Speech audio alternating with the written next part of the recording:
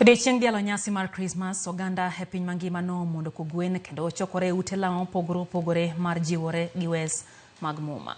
Thoro mar wach moriwo e kuonde lamo mane walimo en nyiso heran ne kaachiel gi konyo jogo ma onge kod nyalo. Jotend kanise bende okwero timbe moko mag jendeke mosebedo kadhi nyime pacho kaka moting'o ndhiyo kendo lal gi oganda Jo-Kenya mosebedo ka bago ng'anyo mamuol. Jafwambo mar Linet Undi noliwo moko kuom kuonde lamo okelo ripodno yo machal kod mae.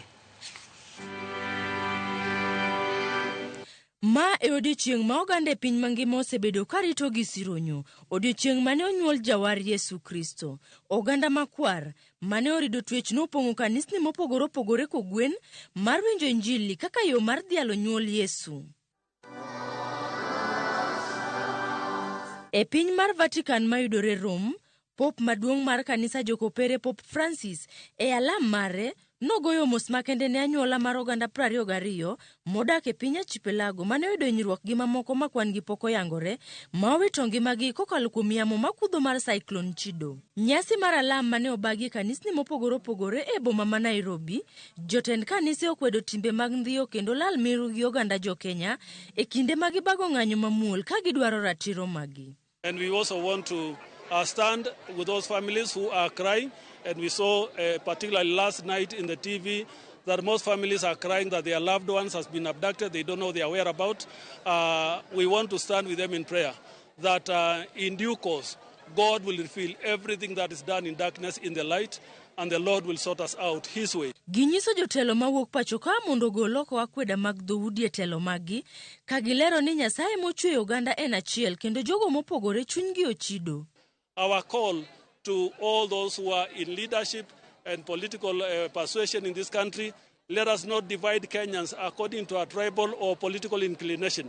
Let us strive to speak messages of hope and messages that give hope to the nation and to all of us in equal measure. Kumachielo bende giwacho ni kaka jawar Yesu Kristo nen jalo mane obolore ka nene piny ka, oganda bende koro nyaka bolre kendo dewo jowetegi maonge akweda mora mora.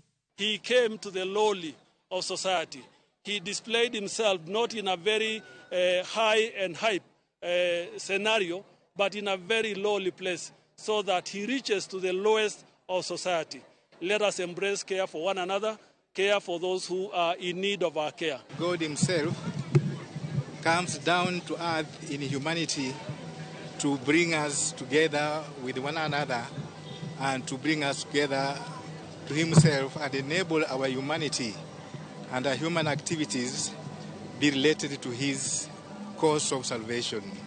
Bende gijiwo oganda mondo par jogo maonge chiemo e kinde ma oganda koro dhialo nyasi mar sikuku mar Christmas. You can be able to celebrate it with joy, knowing that you are a child of God, because the Bible says, to all who received him, who believed in his name, he gave them the authority. We want to encourage all our families to celebrate responsibly. And as I said in church, let this Christmas not be just another celebration moment, but a moment of transformation.